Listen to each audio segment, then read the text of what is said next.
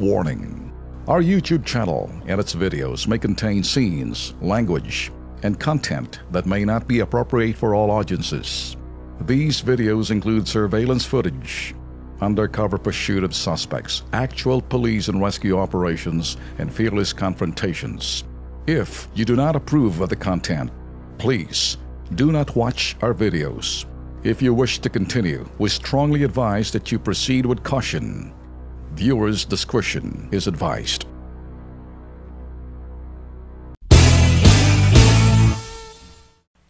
Alam nyo, ito lang hong presidente natin kasalukuyan. Let me talk about this. Analyze this. Yung panahon ho ni Marcos, pwede hong sabihin na galit ho yung mga aktivista nung araw. Nasasabihin, Marcos, tuta ng Amerikano. Nung panahon ni McCoy. And there was a time si McCoy ho decided to befriend yung sa Libyan strongman Muammar Gaddafi. Tumaas ho ang kilay ng mga Amerikano.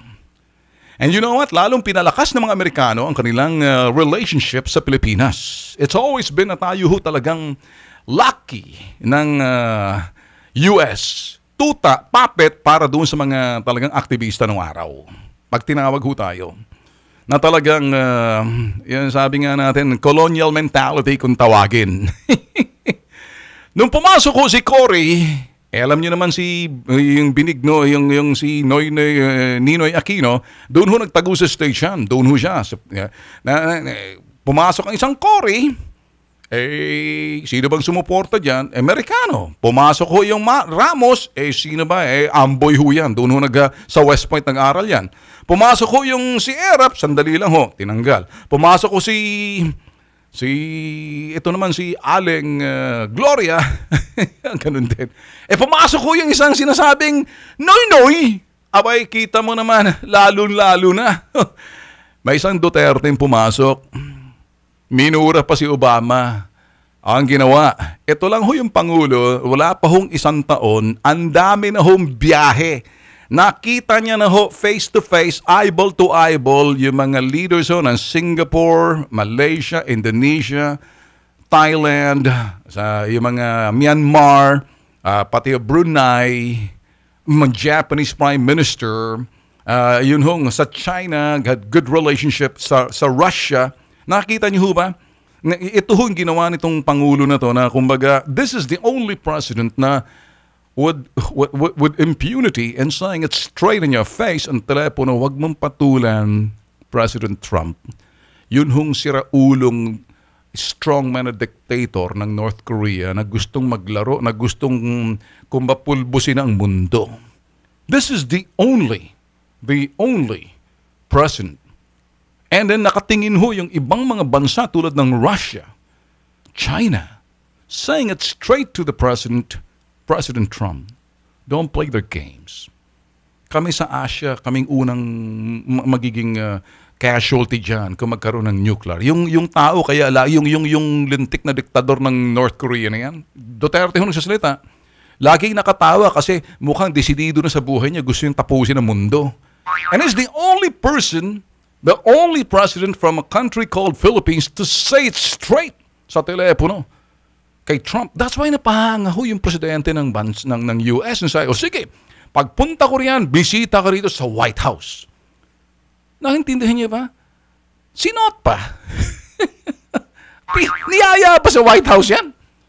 Wala Tuta ni Obama yan Sino? Sila Gloria. You know, this guy, he earned that kind of respect kasi yung typical na, hindi, I will not flinch.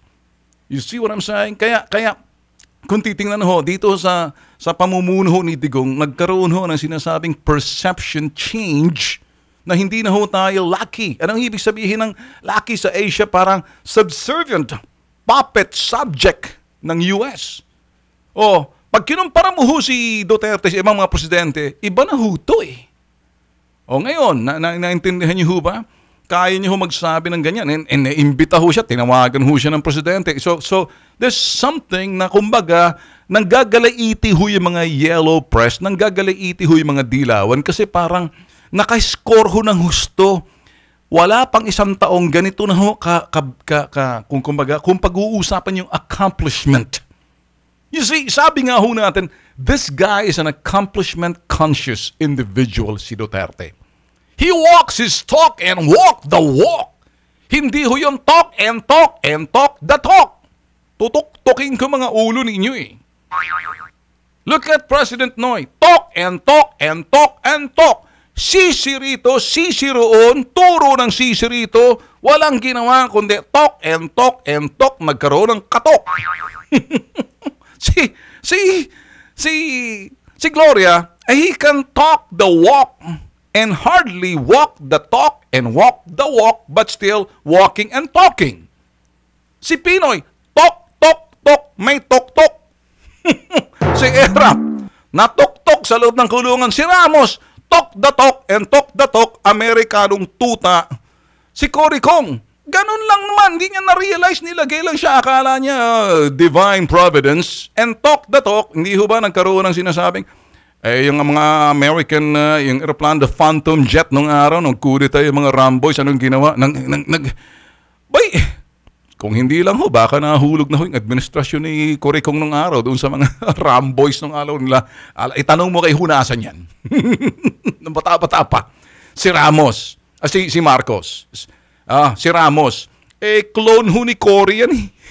Amboy. Si Duterte, iba to eh. You know, a lot of people don't like him because they feeling nila mali itong presidente na to, hindi dapat nakaupo to. The same thing as with the Americans are looking at Trump na this is the wrong president. Wala nang ginawa ho yung mga mainstream media in the US. You guys know this. Kayo dyan sa Amerika, kayo mga Pinoy dyan watching and listening to me right now, you think ibang mga Pinoy dyan, may Pinoy ako na while I was waiting for my flight going to US, this was like 3 weeks ago. I was sitting with a lady who works in the Silicon Valley. She's a pretty lady, pretty but smart. Sabi ng ganon, you know, I don't like Trump really, Ben, but I like his ways of protecting the job for the American. I happen to be one of those, but I'm a Filipino-American. Sabi ng ganon. But I don't like, but I can see, sabi niya na, you know, there are those mainstream media, ayaw talaga kay Trump. Ganun din naman kay Duterte. Yung mga mainstream, dilaw ho natin, ayaw din kay Duterte. Sino ang gusto nila? Yung Inquirer, tanong mo dyan sa Inquirer, gusto nila si Panot. Gusto nila si Mar Rojas. Gusto nila siguro si Grace Purin. Sige. Si Binay, hindi. Pupulbusin na. Si Miriam, hindi. Duterte, naku, sus Mariusip. Nakaupo ang Duterte, kaya hanggang ngayon, ganun sila eh. You get what I'm saying?